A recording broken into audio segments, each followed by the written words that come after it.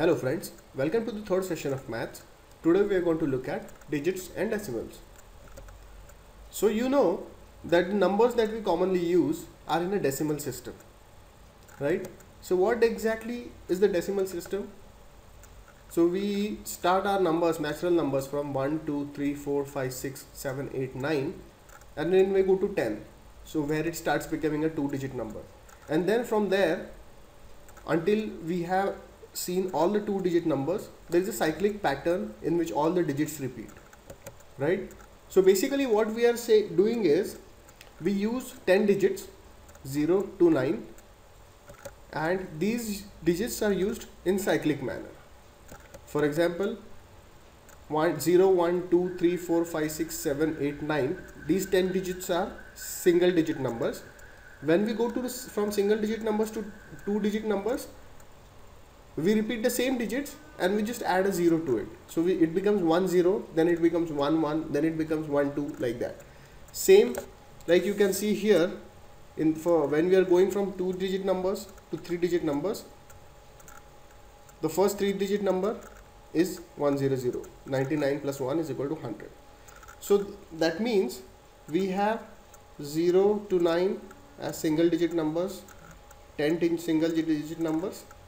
Then we have 10 to 99 as two digit numbers, so those are 90 such numbers. Then we have 100, 100 to 999, these are 900 two digit numbers, sorry, three digit numbers. So that way, so you will see that the smallest two digit number is 10, smallest three digit number is 100, that way. So smallest n digit number is going to be 1 followed by n zeros, and the highest two digit number is 99. The highest three digit number is 999. So the highest n digit number is going to be 999 followed by n nines. So highest n digit number is 9 followed n times. So let's look at this concept called place value and face value. So before that, what are digits? So basically digits are the symbols that we use in a particular number system. So for example, we just saw that in our decimal number system we are using these numbers, or rather we are using these symbols as basic numbers. So there are 10 such symbols that we use. Those are called digits, basic numbers that are used in the decimal number system, right? And what are the place values? The place value of a digit in a particular number is the value that the digit gets because of its position or the place in the number. For example, look at this number 549, right? So how can we split this number? This number is basically 500 plus 49, sorry, 500 plus 40 plus 9, correct? And what is the place value of 4? So 4 is occurring in the 10th place, right? 10, this is units, this is 10, and this is hundreds, and so on, correct? So 4 is occurring in the 10th place, so its value is 4 into 10 is 40, correct? If it was occurring, let's say if we have 459 for example, the place value of this 4 will be 400 because it is occurring in the hundreds place. So you will see that it depends on the place, it's not a constant. As opposed to that, the face value of a number, is the number itself. For example, if you look at the same number 549, if you are asked what is the face value of this 4, the face value of 4 is always going to be 4. It doesn't matter where 4 occurs in this particular number. So the place value does not depend on the face value does not depend on the place, it is always a constant. So let's look at the next concept, decimals. So what are decimals? Decimals are used to represent numbers between whole numbers. So let's look at an example. Show 6.5 on the number line. So let's say this is the number line. This is 0 here. This is 6 here. This is 7 here. We're talking about this number 6.5. So as you can see on the number line, it is falling between 6 and 7.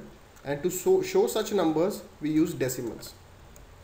So you will already know that this is what we call a decimal point. So 6.5 becomes a decimal.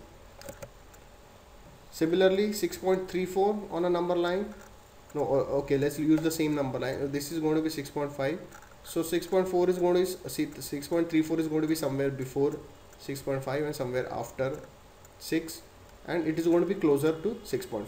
So this is, say, 6.34. Operations on decimals, addition and subtraction of decimals, fairly straightforward. What we have to do is to align the decimal point, and that is the only trick here. Align the decimal point, perform addition or subtraction ignoring the decimal point, and put the decimal point back in its place. Let's look at an example. We are saying subtract 12.45 from 34.7. So we have 34.7 and 12.45. Now we know that we have to align the decimal point. So we'll just put the second decimal point just below the first one, and we'll write 1245, and then we perform the subtraction. So one thing that you have to, additional thing that you have to do is that because we have 2 digits after the decimal here, we'll have to put a 0, right? Okay, so let's do, now ignore the decimal point, let's do the subtraction. 0 minus 5, 5, 1 carry, this is 5, this is 2, this is 2, and this is also 2, right? And we'll put the decimal point back. We just put the decimal point here. So the answer we get is 22.25, which is 34.7 minus 12.45. So now let's look at how to perform multiplication of decimals. First step, perform multiplication ignoring the decimal point, similar to what we just saw in addition and subtraction. Count all the digits to the right of decimal point in both numbers. And the third step is put these many digits to the right of decimal point in the product. Okay, so let's see this in action. Let's say we have to multiply 0.006 and 0.07. So we have to multiply 0.006 and 0.07. Okay, let's go to the first step. First step is perform multiplication ignoring the decimal point. So if we ignore the decimal point in this number, what do we get? We get 6. Here in this number, what do we get? We get 7. So let's do the multiplication of these numbers. So 6 into 7, we get 42, right? So our answer is going to be 42. And now what we have to do is second step. Second step is count all digits to the right of decimal point in both numbers. So how many digits we have to the right of decimal point? Here we have 3 digits. In this number we have 2 digits. That means in total we have 5 digits to the right of decimal point. So now we have to put the decimal point in 42 in such a way that there are 5 digits to the right.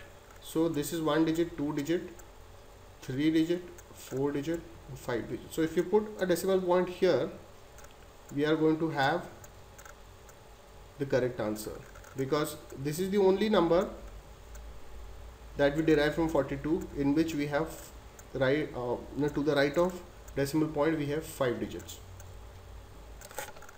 So let's see how we perform division of decimals. So first rule here is adjust the decimals to divide by whole numbers. Note the decimal point in the dividend.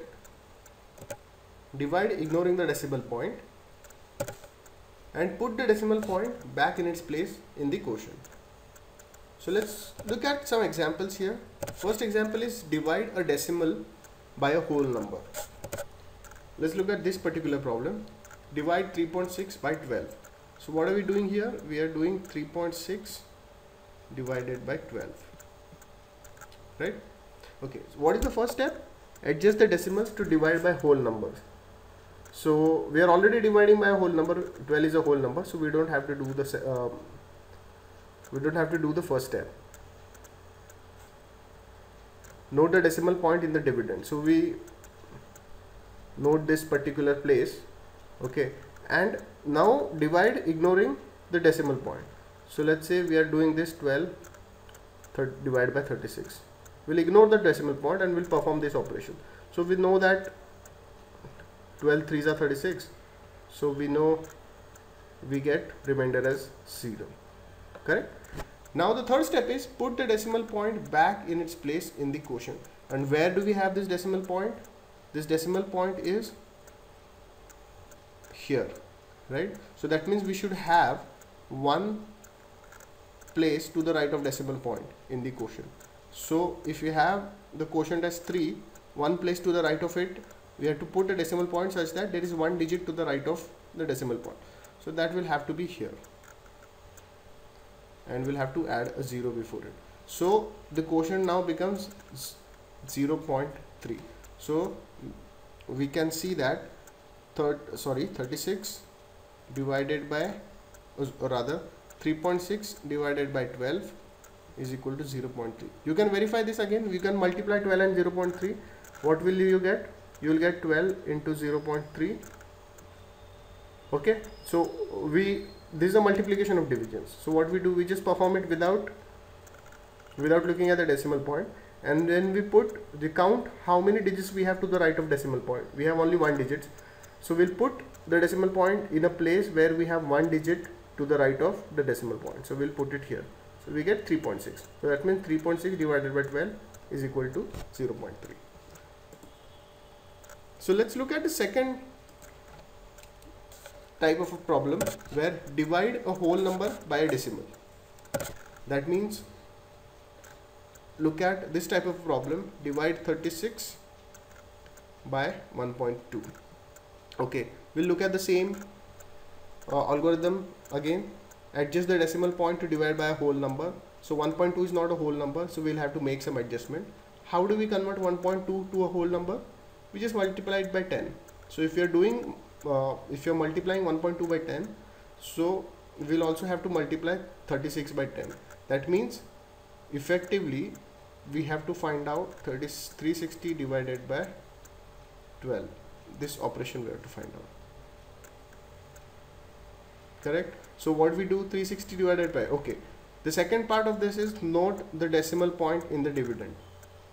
So in this dividend, what is the decimal point? The decimal point is here, 360.00, right? So let's now perform this operation. This is 12 3s are 36, so we get 36, we get 0 0.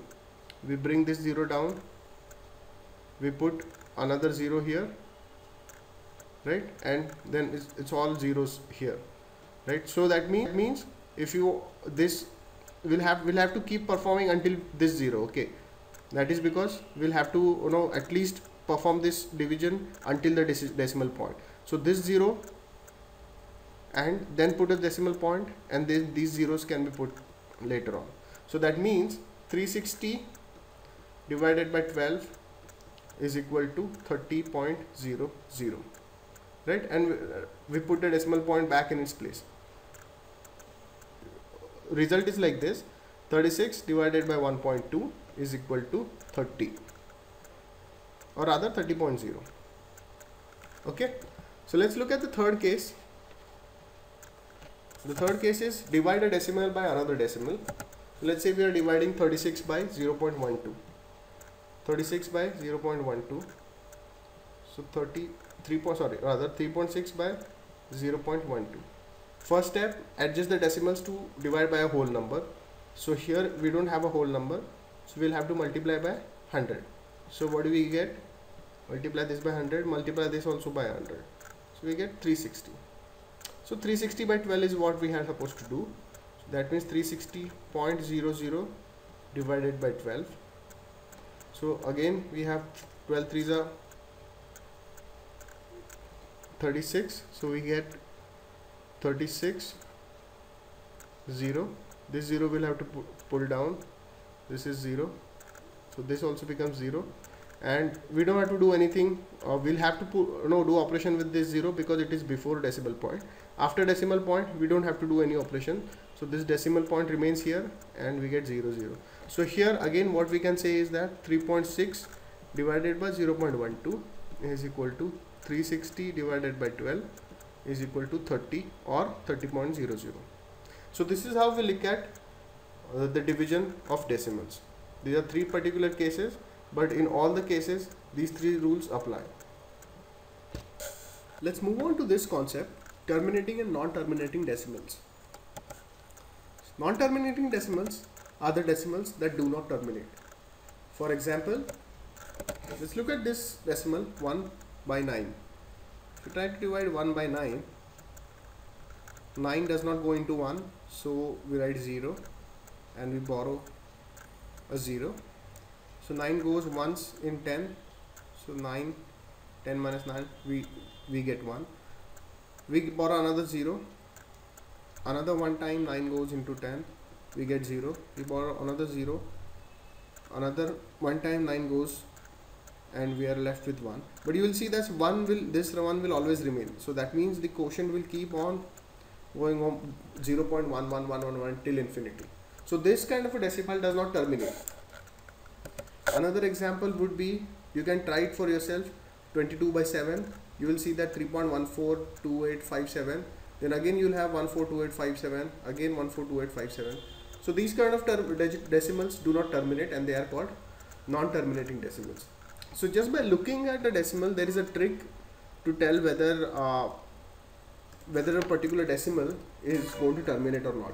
And the trick is, denominator with factors other than 2 and 5 will never terminate. So let's look at this. 1 by 9, we saw it does not terminate. What are the factors of 9? The factors of 9 are 3. That's the only factor. I mean, we are not considering 1 here because 1 will always be a factor. So non-1 factors is 3. So denominator with factors other than 2 and 5 will never terminate. So that means 1 by 7 will not terminate.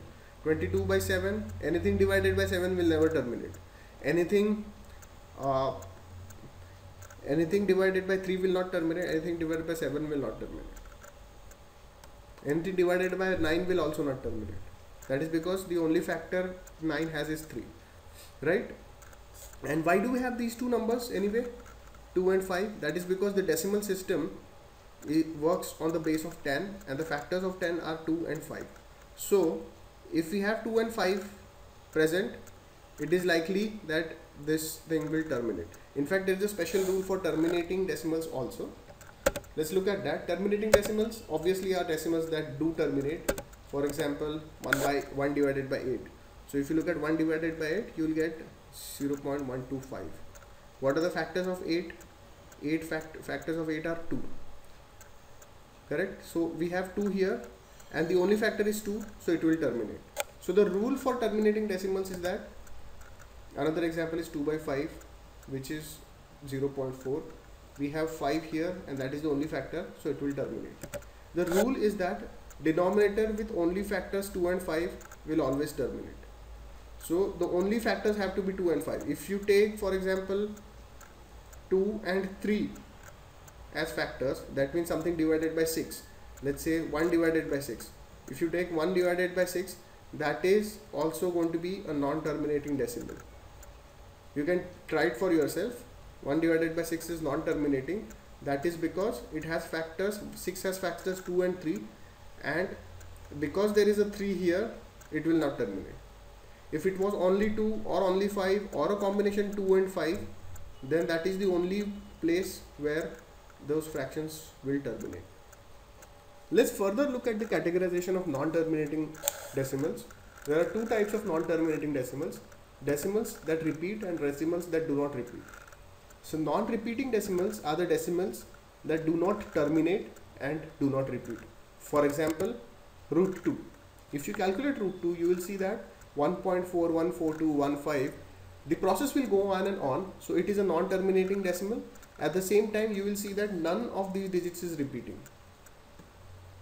None of these digits or a bunch of digits is repeating. Also, the value of pi. Now here keep in mind that pi is not 22 by 7. 22 by 7 is an approximation of pi, that we use 22 by 7 as pi for the sake of simplicity, but mathematically pi is an irrational number. It is close to 3.14592653, and it will go on and on and on. It does not terminate, it does not repeat also, and such numbers are called irrational. These numbers are irrational because they cannot be expressed as p by q, where p and q are integers. The second type of non-terminating decimals are repeating decimals. These are non-terminating but they repeat. For example, 1 divided by 9. We just saw that in the previous slide. We saw that this 1 will keep on repeating. Also another example would be 9 by 11. So in which case 0.81. So this 81 is always repeating. So it is not that the repeating is not for a particular digit. It could be a bunch of digits that is repeating, but it will go on and on. So it is non-terminating, but at least it is repeating. So these such numbers can be written as rational numbers. So we can write them in the form of p by q. So these are rational. The only irrational numbers are non-terminating, non-repeating decimals. Let's look at the practice problems now. Evaluate 2.03 into 1.3 minus 0.8 into 0.02. So you can give it a shot on your own before I solve it for you. Okay, so let's have a look at it. So last time we solved the bedmass rule, right? So we'll have to solve this bracket first. We'll have to solve this bracket first. In the bracket also we'll have to perform this operation first. This operation we'll have to perform first, right? So we get 2.03 into 1.3. We ignore the decimal points. We just multiply 203 by 13. What we get is 13 3s are 9, carry 3. We get 3, 13 to 26. So 2639. We calculate how many digits we need to the right of decimal points. 1, 2 and 3. We need 3 digits. So we leave 3 digits to the right of decimal point. So we get 2.639. We subtract 0.8 from there. 2.639 minus 0.8. We have to align the decimal points. Here we'll write zeros because it does not change the value. This becomes 39. 26 minus 8 is going to be 18. So we get 1.839. We'll keep the decimal point where it was, right? 1.839. Multiply that 1.839 into 0.002. Multiplication we don't worry about. When we are doing multiplication, we don't worry about decimal sign. What we do is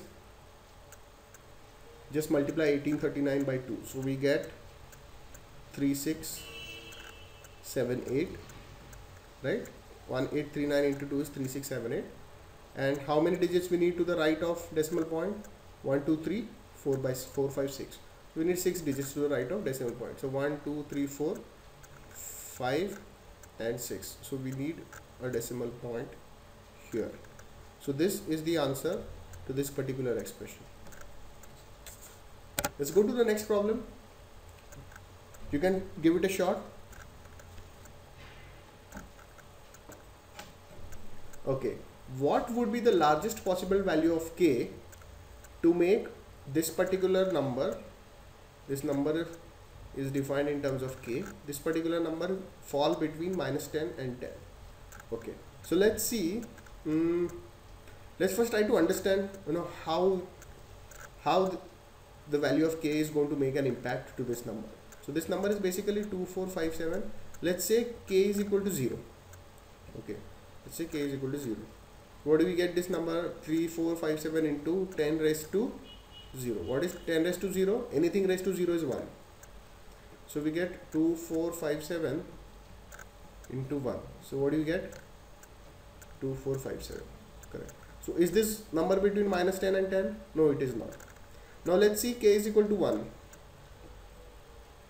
We get 2457 into 10 raised to 1, which is 2457 into 10 is equal to 24570. Now you will see that for any positive value of k, this will go on increasing and it will never fall between minus 10 and 10. Correct? Therefore, value of k is equal to 2, it is going to be 24570, that way. So now we need to experiment with negative number values for k. So let's say k is equal to minus 1. Let's put that k is equal to minus 1.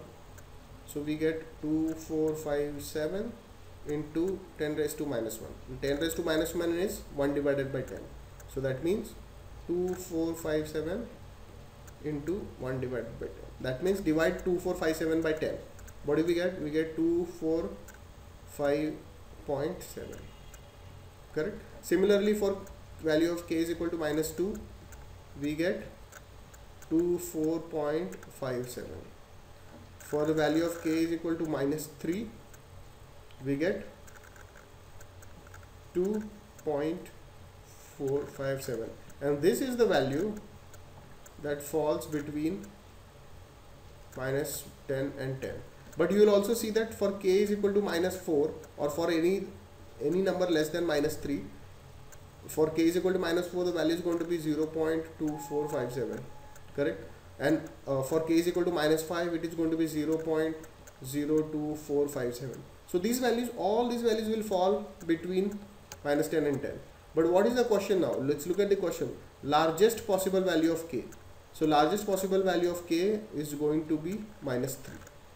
For any value of k, any integer value of k less than minus 3, this number will fall between minus 10 and 10, but the highest value for which, integer value for which the phenomenon will hold true, will be k is equal to minus 3. Okay, let's look at this problem. It's a quantitative comparison problem. You can give it a shot on your own. Okay, so basically we are supposed to calculate the value of this particular expression and then compare that with 7. It's a constant expression, there is no variable in this, so it will have a particular value and we are supposed to compare that value with 7. Let's rewrite this. We have 23,756 123 divided by 34 into 10 raised to 5. 10 raised to 5 means we are going to have 5 zeros. 1, 2, 3, 4, 5. Let's put commas back here. Okay. So we have something like 23 million divided by 3.4 million or something like that.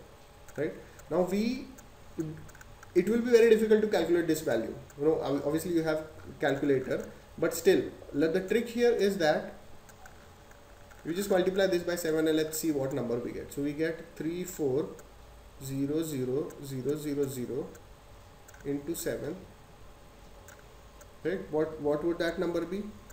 That number would be, it's going to be 5 zeros obviously. 1, 2, 3, 4, 5. 7 4s are 28. We get 2 carry. 7 3s are 21 and 2 is 23. So we get this number.